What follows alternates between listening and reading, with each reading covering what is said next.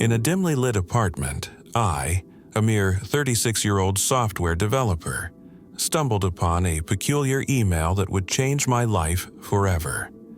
The sender, myself, but the timestamp revealed a date 10 years into the future. The contents were disconcerting, warnings of impending doom, cryptic instructions, and a chilling reminder of a past I had long buried. As I delved deeper into the message, the boundaries of time warped, leading me to confront a self I never recognized.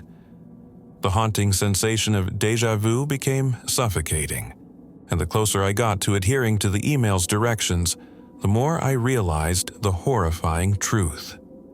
The email was not just a warning, it was a premonition hidden in plain sight, a catalyst for my demise. In a twisted fight for survival, I had to unravel the secrets buried within my own mind before the clock struck the hour of fate. It was a mundane evening, the kind where the rain tapped against the window like a nervous visitor. The clock struck 7 as I sipped on my lukewarm coffee while staring blankly at my computer screen. My colleagues had long since logged off, leaving the office eerily silent apart from the hushed sounds of the heated ventilation. As I fished through the pile of emails, one peculiar title caught my eye. From Future Me. Clicking on it, a wave of nausea washed over me. The timestamp read December 1st, 2033, a date 10 years from now. My heart hammered painfully against my chest. The familiar greeting in the message felt chillingly distant, as if it were written by a stranger. The subject line declared, "Get out while you can." Panic and curiosity gnawed at me. What did this mean? Did I unwittingly send it as a cruel joke? Just some prank, I muttered to myself, hoping to dismiss the irrational thoughts creeping into my mind. But I was drawn in by the unmistakable tone of desperation in the email.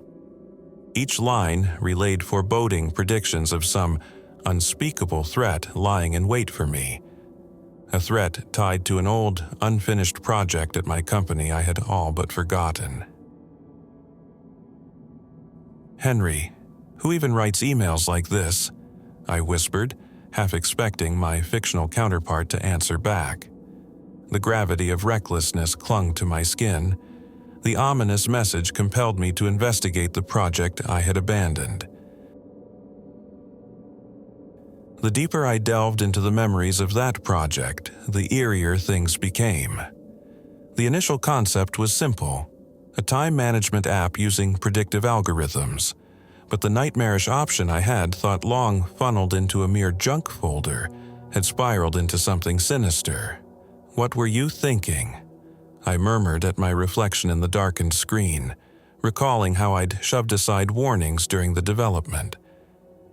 As I reread the email, I felt a sense of accountability, a deep-rooted fear anchoring to my subconscious. In a moment of turmoil, I decided to call my best friend, Ariana. "Ari, you won't believe what I just found," I said, my voice betraying the anxiety bubbling beneath. "I got an email from me, dated 10 years in the future." "Are you joking?"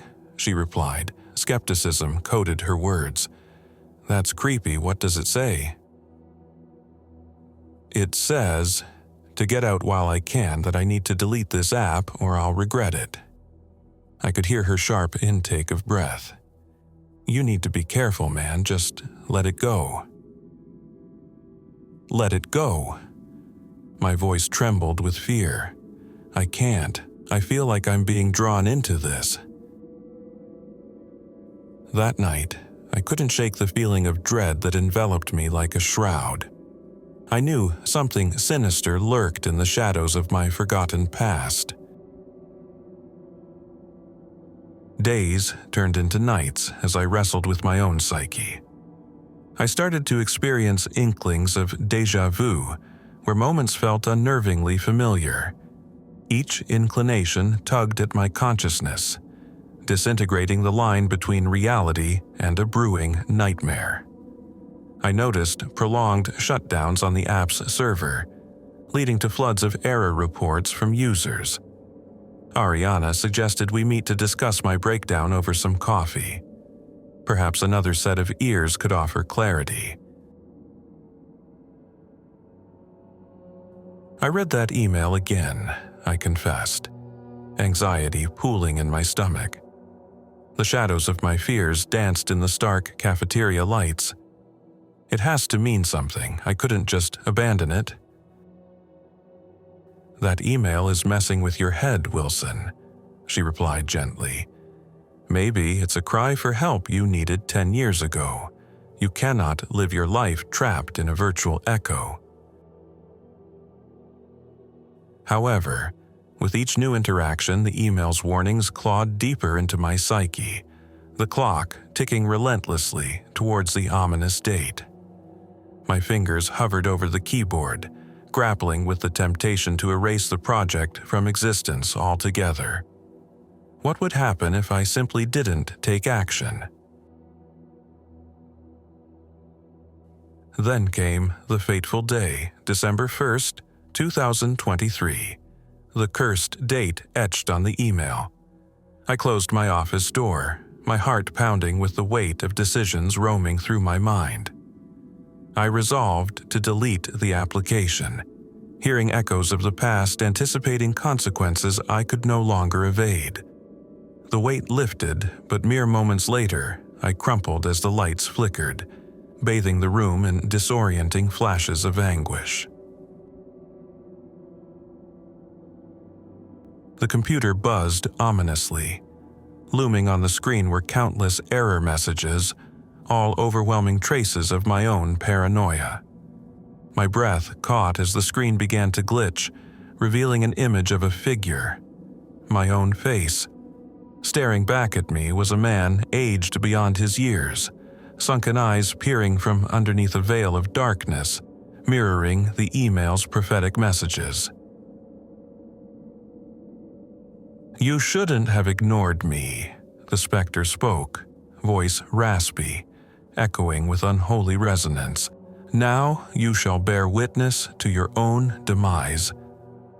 It surged forward, the overwhelming chill of encroaching darkness enveloping me entirely as the specter reached out in fury. Suddenly, with a blinding flash, I blinked open my eyes to the sound of sirens. Lying on the ground, surrounded by colleagues and first responders, I realized the truth. The email I had received was not merely a warning, but a desperate plea from within my own mind, a reflection of what I had already surrendered to the shadows.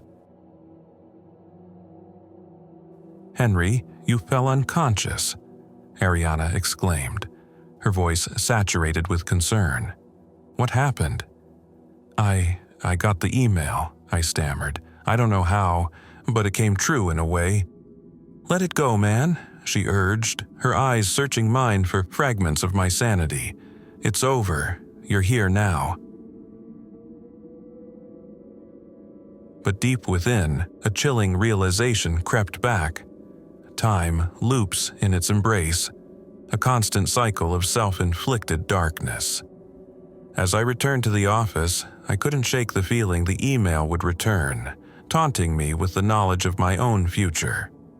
Forever, I would seek to unravel the mystery of myself, aware that in the pursuit of understanding, I continued dwelling on my darkest fears. If you enjoyed these true scary stories, consider subscribing for more real horror experiences. And don't forget to stay alert, because the next story might just happen to you.